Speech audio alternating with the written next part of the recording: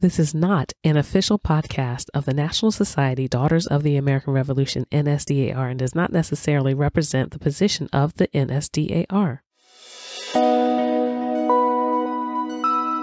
This interview is being conducted for the Daughter Dialogues Oral History Project. The interviewer is Risha Rainey. The narrator is Joyce Mosley. Joyce, where are you from? I'm actually raised in Philadelphia, born here in Philadelphia, just outside the city. I was born in 1946. Raised by a single mom. I have 3 brothers, 2 sisters. My sister and brother still live in this area. My youngest brother was an attorney for Goldman Sachs, and he lives in New York. Went to college in this area and worked in the D.C. area for about 6 years. And during one of those crises when they laid off non-essential people, I ended up without a job. So I moved back to the area. Wanted to move somewhere where they had a good school system. What did you study in college? Business and human resources were my 2 majors. My mother was a daycare teacher. She taught 2 generations of daycare children in this area. I still run into people that say to me, you know, your mother was my daycare teacher, or your mother was the teacher of my son. And for over 30 years, she taught daycare.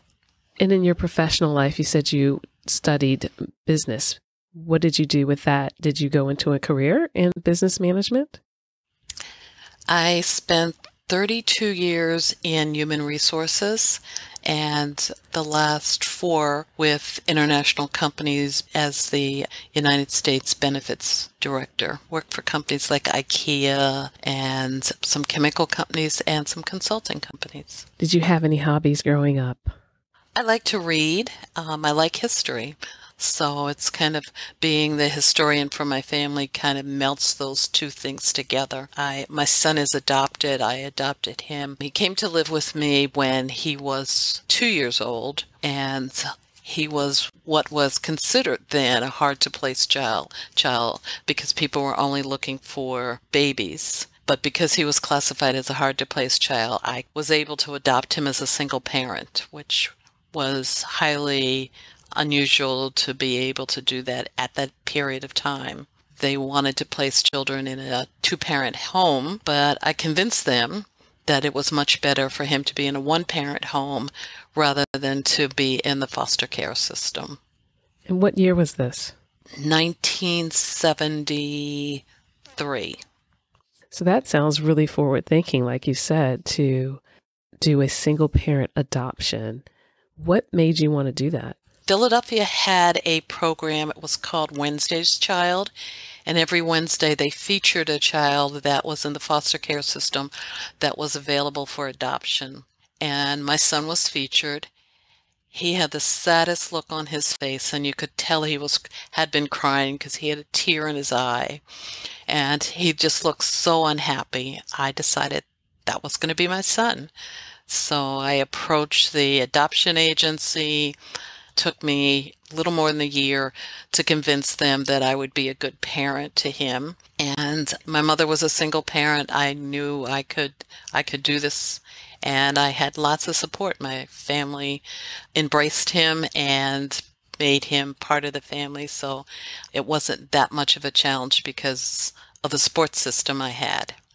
And I joined a group of other single women like myself who were interested in adopting. I just happened to be the first one out of the group to adopt. Did you get any recognition for being the first?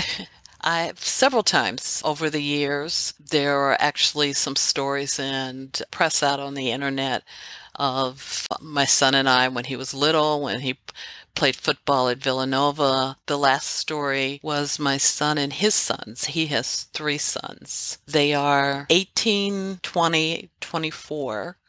The younger 2 are at the University of Maryland, and they play football like their father did. My son played football for Villanova and went on to get an MBA, and he's a manager, postmaster at one of the Philadelphia post offices. How did you handle the adoption conversation with him? Was it early on when he was little, or did you wait until later in his life? He's always known he was adopted. He doesn't have any memory really of coming to live with me because he was 2.5, but because there was no father, it was important to me to be very clear and honest with him that it was a single parent adoption. And so I didn't have to worry about a conversation. When we were getting ready to go to court to make the adoption official, I remember asking him if he wanted a different name. It was his opportunity to change his name. And his answer to me, a 3-year-old, was he already knew how to spell Kevin, so he would keep Kevin. And tell me about some of the recognition you received for being the first single parent adoption. I did a lot of volunteer work actually with the adoption center. They would ask me to be a representative to talk to other women that were interested in adopting. I ended up spending 17 years on the board of directors for the National Adoption Center here in Philadelphia. Did you help other single parents do adoptions? I did, both to walk through the steps of how to adopt a child, but also what that meant.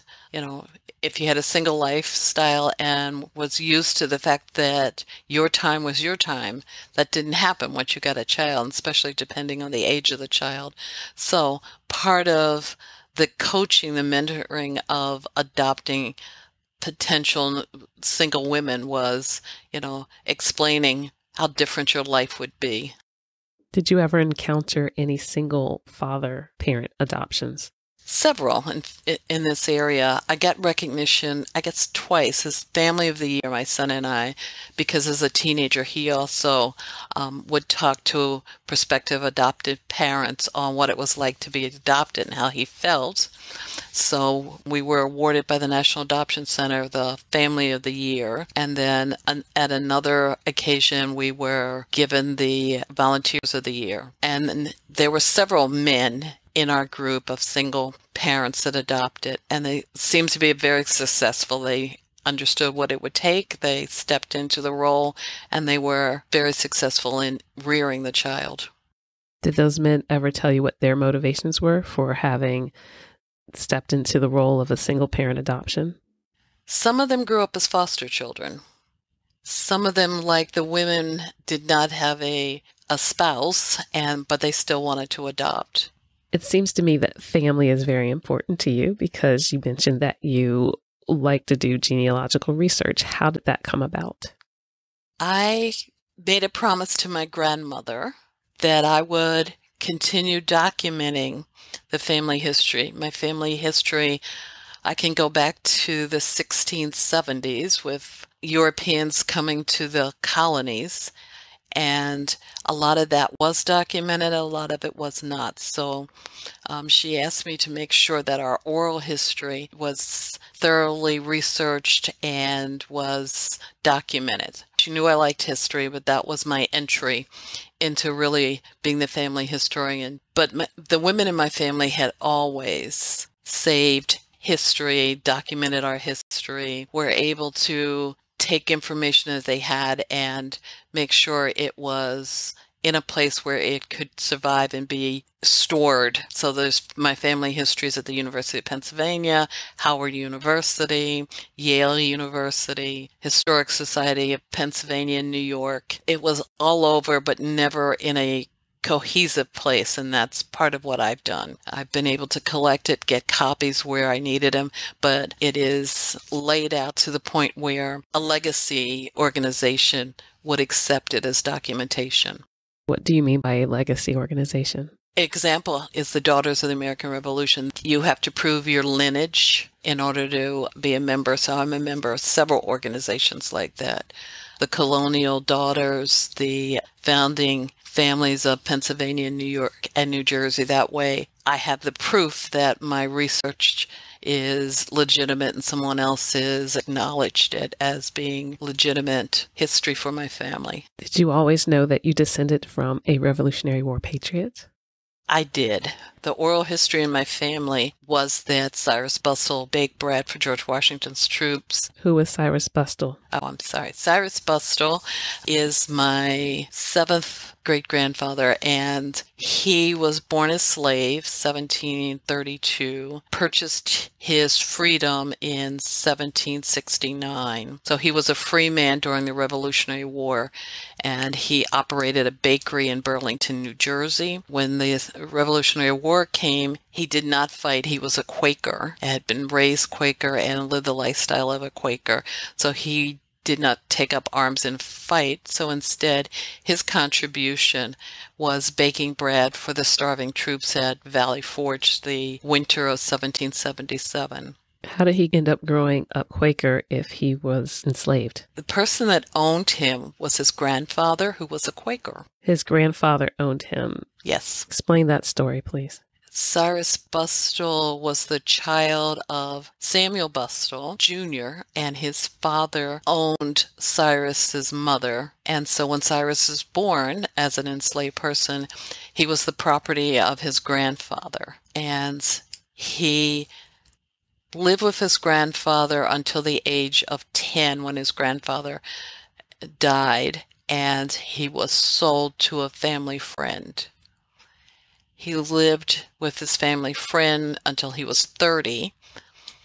The family friend, Judge Allen, and Judge Allen had promised Cyrus that he would free him, but he died before he was able to free Cyrus, and his Judge Allen's son was going to sell Cyrus, and Cyrus made arrangements for a man that he knew in the community to purchase him, and he would work for this man for 7 years, and at the end of the 7 years, he would obtain his freedom. At the end of 7 years, Cyrus was free. During that 7 years, he learned the skill of baking, and so he was free with a skill, and he was able to then marry and raise his children because he had an income. Tell me about Cyrus's mother. His mother's name was Parthena. She was owned by Cyrus's grandfather. She never was free, and that was one of the interesting discoveries that I made. She was passed down from generation to generation until she was too old to work, and at that point, Cyrus took his horse and buggy, went to New Jersey, and was able to bring his mother to live with him her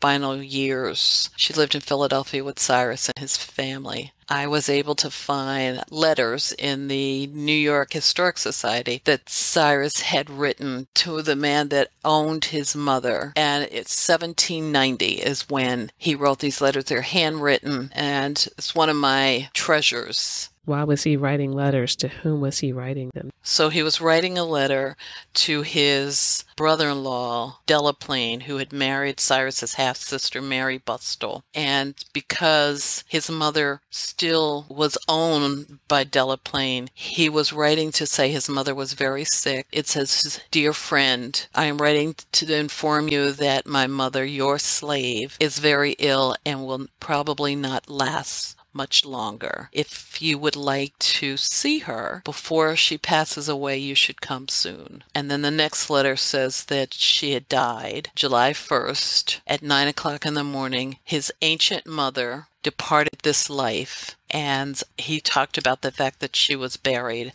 and he wanted to settle up with Delaplane because apparently Delaplane, owed Cyrus money. Why would Cyrus invite her slave owner to come see her before she passes? Because Delaplane was married to Cyrus's half-sister. So Cyrus's mother had been in the family since a child. And from what I can tell, they had a good relationship. I mean, she worked in the house. Her child was the half-sibling of Mary Bustill. Sounds like a complicated relationship. Yes, it does. And I hadn't realized until I found this letter that she was never free. Cyrus's children, he had 8 children. They were all free because their mother was free, and Cyrus was free. In the last letter that you said he wrote to Delaplane, Cyrus was settling up money. In what way? Apparently, from what this says, is that because Cyrus's mother was his slave and Cyrus had taken on the responsibility of taking care of her, some kind of arrangement was made where Delaplane would pay Cyrus room and board for taking care of his property. So he was asking Delaplane to settle their account. How do you feel about this story? of knowing about Cyrus and his mother never being free? It's troubling that your whole life you're a piece of property, you belong to somebody. I knew Cyrus was free. I knew he was born enslaved, had purchased his freedom, but it wasn't until I found these letters that I had really sat down and thought about the fact that there was no freedom for his mother. Cyrus was of African descent from his mother and of European descent through his father. Yes. Was there any other mixed race heritage? I've read where there was some Indian. I know the woman he married, Elizabeth Moray, is European, African, and Lenape Indian. There's, in some of the Quaker documents, they say Cyrus had some Native American blood, but I haven't been able to authenticate that. Cyrus saw that his mother was never freed by the United States, but yet contributed to the fight for independence for this nation. The only thing I can say is that that was true of a lot of runaway slaves that ended up fighting for both sides of the War of Independence. It must have really been hard to settle within your own mind that the contradiction of it all. You mentioned that he opened up a bakery. What else did he do as an adult? When he was first freed, he had, as I said, he had learned to bake in his 30s while he was the property of his last owner. He actually paid a boy to teach him to read and write, so he wanted to have those skills. His granddaughter wrote a biography about Cyrus, and there are many stories in there, but the one I like the most is when Cyrus was out riding his horse. And back then, if you were of a lower status than the person in front of you on a dusty road, you stayed behind them and kind of had to suck in their dust from the horse.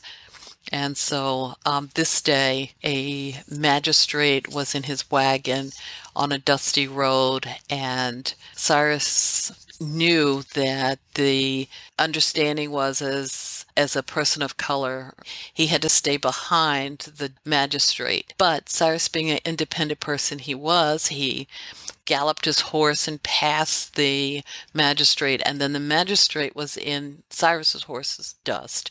The man yelled at Cyrus to say he would not buy any more bread from him. He wouldn't shop in his bakery any longer. And Cyrus yelled back, "Fine with me. You could do that." It just showed the independence of Cyrus. It showed how he had the strength to go from an enslaved person to a leader of his community. He moved his family to Philadelphia after the Revolutionary War, became very active with the Underground Railroad. How did you find these stories? The Quakers have fantastic notes. They documented everything. So a lot of what I know about Cyrus is from the Quaker diaries, the Quaker records that are housed at Swarthmore College and Bryn Mawr and Haverford College. They actually documented Cyrus, his children, and several Quaker historians have written books and articles about Cyrus. How did he contribute to the Underground Railroad? He was able to help to provide places for stops. His sons were agents at the Underground Railroad. One of his sons was the youngest agent at 17. What other activities did they help with? So Cyrus, although he was Quaker, and he lived most of his life as a Quaker, he raised money to start several of the African American churches in Philadelphia. He was the first person to give money to buy a building for the African Episcopal Church of St. Thomas, which is the oldest Episcopal church, started by Absalom Jones. And it was across the street from Mother Bethel Church, started by Richard Allen. And Cyrus worked with both of those men to improve the condition of free people and enslaved people. How did he help to improve the condition? They raised money to be able to buy food and supplies and clothes to help move the enslaved people that were running away from place to place. Philadelphia had a pandemic. They had a yellow fever, and about a third of the population of Philadelphia died, and Cyrus and his wife and a lot of the African American residents of Philadelphia raised money to help to feed the sick and to take care of the orphans. You said you always knew this information. Did you feel any particular way about knowing that your ancestor contributed to the American Revolution?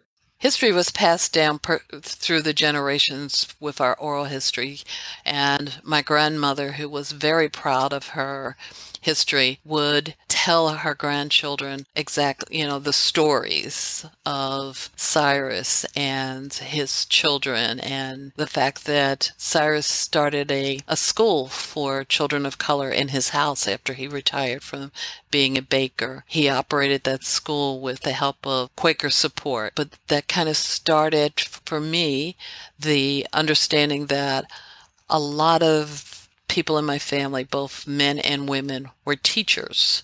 And again, in my mind, that goes back to how important education was to Cyrus and how he continued it with making sure that his children were educated, and even his daughters had a skill. They made hats, they were millineries, or they were seamstress, and they were able to improve the quality of their life through the skills they learned. Take me back to a time where your grandmother was sharing these stories with you and your siblings and your other family members. Bring me into that room with you. What was that like? Tell me, what did it look like? What did it feel like? Where were you sitting around in a circle? Was this over dinner table? Was this out on a porch? How did this happen? It was wherever she could get a chance to tell us the history, whether it was at our annual family reunion or it was you'd sit at the kitchen table. She always wanted to impress upon her grandchildren how important education was, and she used the story of Cyrus and Cyrus's children and how they were free people in the 1700s and what that meant.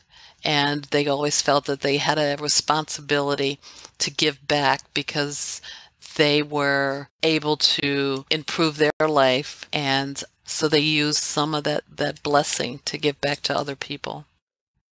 What did that mean to your grandmother? You mentioned that she wanted you all to know that your family was freed in the 1700s. Why was that important for you to know that in particular? What did that mean as a family that your people were free in the 1700s? Part of what she wanted us to know was that we lived in a city, we were city people, and we were able to have, for what I think of the time, a fairly normal life. We were very active in churches. In fact, my family started several churches in Philadelphia, and that was very important because as free people, we could do that because we had the opportunity to move around the city, and that made a big difference as to how we could relate. We had, trying to think of a word here. So we had status, I guess would be a good word. We had status. We were ministers back in the early days. Cyrus's daughters married ministers. So it was a pretty good life for people of color in early Philadelphia.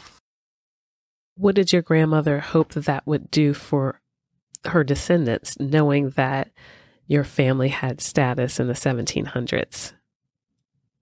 She equated that with education. I mean, the thing she stressed at us continuously is we needed to continue to get educated. We needed to use our God-given talents. As I said, there were lots of teachers in my family. Cyrus's granddaughter and grandsons were artists. David Bustle Bowser was a very famous artist and painted John Brown sitting in his house because his house was a stop on the Underground Railroad. those kinds of stories were resonant in my family so that we knew these historical figures that were part of our family. Frederick Douglass's cousin married into the family. Stories of Frederick Douglass were passed from generation to generation as someone that was highly regarded in our family. Were there other members of notable historic importance that were also married into or a member of your family? Madeline Burr Turner is the granddaughter of John Pierre Burr and the great-granddaughter of the third Vice President of the United States, Aaron Burr. Aaron Burr was the Vice President. He's the one that shot Hamilton. And how is that related to your family? Aaron Burr's great-granddaughter married a first cousin. And the second pastor of St. Thomas Episcopal Church, William Douglas, he was the grandson of Cyrus Bustle. Robert Douglas was a painter during this early Philadelphia. He's also grandson of Cyrus. And he was one of the few Africans that was allowed to train at the Philadelphia Fine Arts School. He was also invited to England to paint a portrait of the Queen, but because the State Department said African Americans were not citizens, this was before the emancipation, so they weren't citizens, and they wouldn't give him a passport to leave the country. And I think that story is relevant because Paul Robeson's also in my family, and a similar thing happened to Paul. They took his passport. How is Paul in your family? Paul's mother was a Bustle. Paul's mother, Maria Louisa Bustle, married William Robeson. They met at Lincoln University, married, and Paul was their youngest child. Did your family ever talk about personal interactions with Paul Robeson? Yes. Not until he was really older did he spend more time in Philadelphia. As he was older, and his wife died, he lived with his older sister in West Philadelphia. But the stories of Paul are the movies he made, the concerts, the activists. He was a very interesting man in terms of the fact that they said he was a communist, but he was not. He looked at liberties and he wanted to have all people treated the same way. He sung for the miners in Ireland and had concerts in South Africa as a black man in the 50s and 60s. I want to go back to the wife of Cyrus Bustle. Tell me more about her and her parents. Okay, so Elizabeth Moray, her grandfather, Humphreys Moray, was the first mayor of Philadelphia. He came to the colonies in 1640s, 1650s, somewhere in there. And he made a success and made money in New York. And then in the 1680s, he moved to Philadelphia. He purchased land from William Penn in both downtown Philadelphia and out in what was farm country at that time. He had a son, Richard Moray, and Richard lived in a marriage kind of a relationship with this woman that was European, Native American, and African. Cremona was her name. And they lived as husband and wife, even though it was illegal for them to get married. They had 5 children. Elizabeth was the middle child.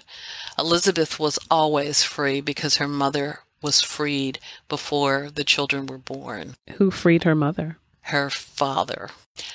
Was originally owned by her grandfather, and her grandfather, when he died, passed the slaves down to Richard, and Richard freed her. And as I said, they had 5 children.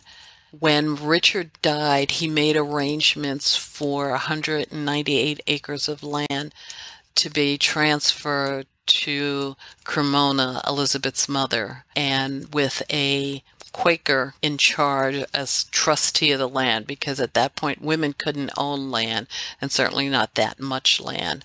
So it had to be left in trust for her and her children. But through an arrangement with a Quaker. So she was one of the richest women in Pennsylvania at that time because of the amount of land she owned. So then Elizabeth was free. Elizabeth worked as a servant for a Philadelphia family. She also was raised as a Quaker. And so when she met Cyrus and they married, then they had 8 children that were free.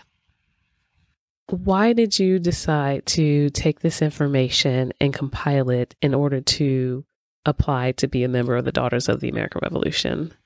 It was compiled before I submitted it, so it wasn't just for the daughters. It was to be able to fulfill my promise to my grandmother that I would document and put information in categories and be able to share that with the rest of the families. And so I put that information together. But I also used that information to write a children's book because I wanted the children in my family to know this history as well. I didn't want to lose it. So the children's book starts before the Revolutionary War and goes through up to the Civil War, so that the children in my family will know the contributions that were made by their family members. Why did you decide to join the Daughters of the American Revolution? Because they were a group that I could say my documentation is correct, because the Daughters of the American Revolution, the Daughters of the 17th century, the first families of Pennsylvania, they've all evaluated this data and it is correct. It gave credibility to all my documentation. Do you have any interest in actually becoming active in the society? You're a very new member, is that correct? Yes, I am a new member, and yes, I will be active in that member, and I've got some cousins that will be joining the Daughters. You've been a member for less than a year. Yes. Right. And why did your cousins want to join too? I've done all the work. So they actually are interested in being a part of a legacy organization. And since I've already done the work and they don't have to take much effort to submit their membership, they're interested in doing that. How was the application process? Since you had already had this information together for your family and documented, did you simply submit it to the DAR and wait to be approved? It took almost 3 years to get approval because although I had all of the information, because Cyrus wasn't a soldier, he didn't have a pension, he didn't meet the normal criteria, but it took them a while to agree that the documentation from the quartermaster department on baking bread was legitimate and had enough credibility that they accepted the application. Where did you find this document from the quartermaster? At Howard University, there is documentation on my family, and going through the Bustle-Bowser information at Howard, I found the document. Why did Howard University have documentation on your family? Some of my family are alumni, and so they actually gave the documentation. They gave the history of the family to Howard University. University of Pennsylvania alumni has documentation. One of my cousins was the first African American to attend Yale, so Yale has documentation. And then some of the historic societies have documentation. When I graduated, I didn't go back to my schools or my alma maters and say, hey, you should have my family documentation in your records. So how did that come about? As far as I know, the alumni department asked for it. They have things like pages of the family Bible. And a lot of the documentation also is with the Quakers. So they're part of the historic collection at Haverford College and Swarthmore College. So if you Google Cyrus Bustle, you'll see there's a number of documentation, including at William and Mary. There was a speech that Cyrus wrote and delivered to enslaved people, and William and Mary has that original document, handwritten, and Cyrus begins by talking about the fact that he was born as part of the estate of Samuel Bustle, his grandfather, and that he was sold to a Judge Allen after his grandfather died. So as part of collecting African American history at universities, I was able to find these documents. Have you helped other people in their journey to collect their African American lineage for their families? I have. One of the projects I'm working on is Eaton Cemetery, which is an African American cemetery, opened in 1902, but it's the depository for older cemeteries. Where is that located?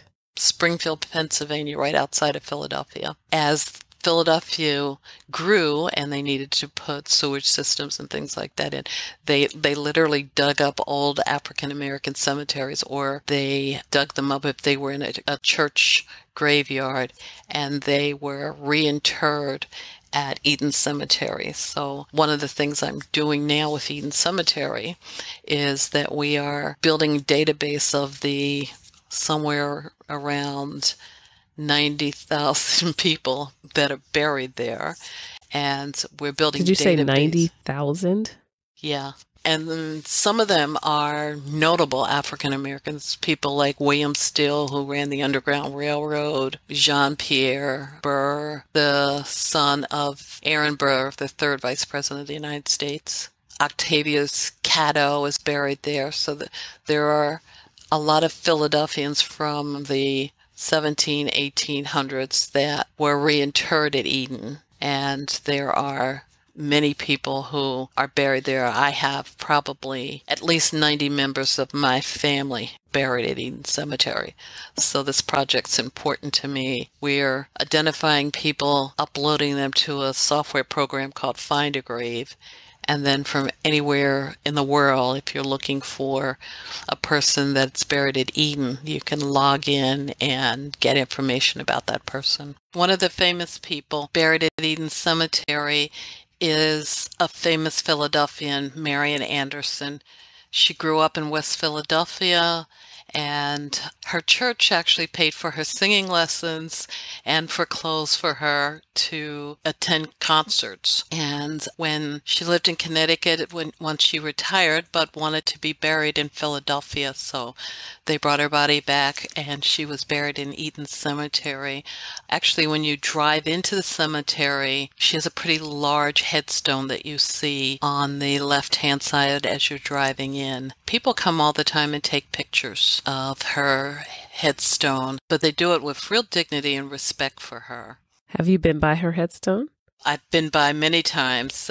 Actually, as you're driving in, you have to pass it to get to the office, or even attending funerals, drive past it. It is certainly worth seeing. Your family is buried in the same cemetery as Marian Anderson, and knowing the history of the DAR and how they discriminated against her and did not allow her to sing in Constitution Hall, how do you reconcile that, passing her gravesite where your family is also buried, and joining the DAR? So I think that the DAR was wrong in not allowing her to sing. I'm very grateful to Eleanor Roosevelt for giving her the opportunity to sing. I have cousins that knew her personally, and everything they say about her is like she was just a wonderful person. My great-great-aunt and Marian Anderson grew up on the same street, and according to my uncle, they played together as children, so that's another milestone that's important to my family. How does that sit with you, joining the organization that discriminated against someone that your family played with as a child? Again, I see my membership in the DAR as protecting the documentation, as proving the history of our family, and I kind of sorry they discriminated against her, but on the other hand, I want the recognition of our family being in a group that discriminated against Marian Anderson. What does that mean to you? It means that she rose above discrimination, and they weren't the DAR were not the only people that discriminated against her, but she rose above that because she was a decent person. And, so many of my family members had to face that kind of discrimination. Paul Robeson, for one, William Douglas, who's another artist in the family. They both, it's It's almost like it's cyclical, where history repeats itself, where Marian Anderson, Paul Robeson all had to fight for their dignity because they were people of color. Have you helped people in other ways as far as finding their family heritage? I'm working with a genealogy group too, and that's one of the purposes, is to help people or share your information. I've also found some of my white family who have not known about Cremona and her children. They only knew about the white side of the family, and then so they were surprised to find out that Richard Moray had a whole second family that they knew nothing about. So Richard Moray had another family other than Cremona? Yes, he had a white wife and children, so he had two separate families. How did the white family find you? There is a documentary about the Moray family, who was Elizabeth's sister. Her son and daughter-in-law have the only known wedding portraits of an African-American family at that during that period of time, and those portraits are on loan right now from the family to the Art Museum of Philadelphia. Did you meet some of these family members, the white family members who descended from the Richard Moray line? I've met two of them, and I've had email exchanges with several others. How did that meeting go? They were, as I said, they didn't know the second family existed. We knew about them. They did not know about us. And the gentleman said that he knew a good bit about his history, but no one ever told him that Richard had this second family. Was the meeting friendly? How did you all receive each other? They were sometimes indifferent to meeting us.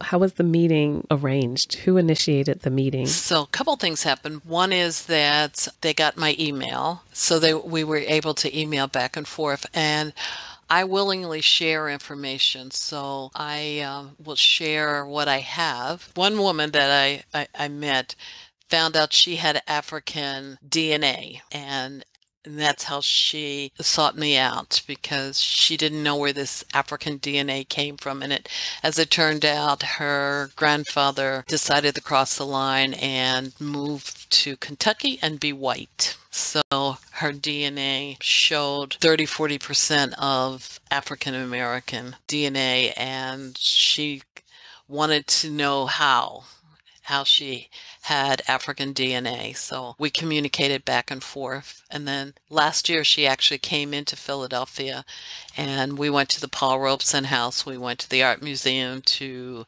see the portraits. We went to the Historic Society. I was her tour guide for the day in showing her the contributions of our family. And then in Philadelphia, there are historic markers. There are at least 5 that are members of my family, and then they're located in different parts of the city.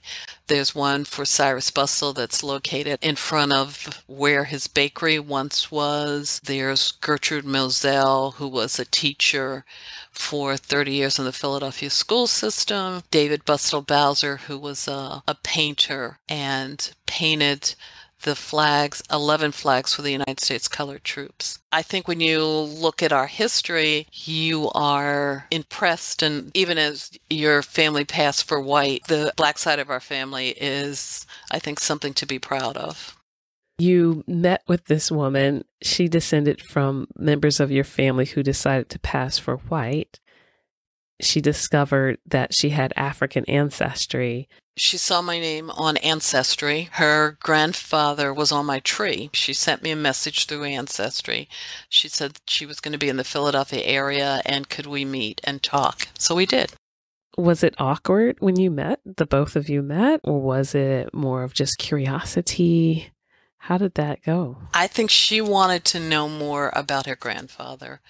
And one of the things she said to me is, he would never talk about his family or his side of the family, and he would disappear. He would go off to see his family, and he would never take his white family with him. So she was very surprised that she had African DNA, but she wanted to know more about who her grandfather was. So she was receptive to the information I gave her. Who was her grandfather in your family? His name was Cecil Jones, and he was the brother of my third great grandmother. When you parted, the two of you parted ways, what were the feelings between the two of you? I already knew all the information, so it was information for her, and she thanked me. She wanted to know this information, and I was able to give it to her, so she was grateful that I had done it. And when she got back home, she sent me an email again, saying it was important to her to know this information about her grandfather. Have you been in contact with any of the other family members? My grandmother's brother also left the area, and he was colored when he was in Philadelphia, and then he was white when he went to Boston and raised his children. And I talked with his granddaughter as well because she had no idea the family history, and so I was able to share with her family history. And so my grandmother and her grandfather were siblings, so it was a lot closer than great-grandfathers or several removed relatives. This woman assumed that her family was white, but then found out that, well, actually, they were passing for white. They completely just decided that once he moved his family to Boston, they were white. And he cut off communications with his siblings that were in Philadelphia. Were his siblings that he left behind still claiming their African roots? Yes. Yeah. Yeah. Okay. But they were also probably as fair as he was, but they remained African American. And what was this family name? Abrams. That's my grandmother's maiden name. Who was the gentleman that left for Philadelphia? What was his name? His name was Percival Abrams. On his mother's side, she was a Bustle, and on the father's side, Percival Abrams was a Jewish person from Jamaica that had come to the United States as a child. His family was Jewish. They immigrated to Jamaica from Europe. How does your complex history shape you today? I am grateful to know all of this information, and which is one of the reasons I share it with everybody that's interested in hearing it. It's complex. It is different. Very few people can actually document back to the 1640s when their European family first came to the colonies, or very few African Americans know the last slave in their family, or the fact that they were very active in the Underground Railroad, in fighting for this country in the Civil War. So I am proud of the history I have, and I learn more all the time. The Aaron Burr's granddaughter marrying into her family is fairly new information. There's a book called The Diary of a Colored Girl, Emily Davis. She's married into our family. So I keep learning new things about my family that make me extremely proud.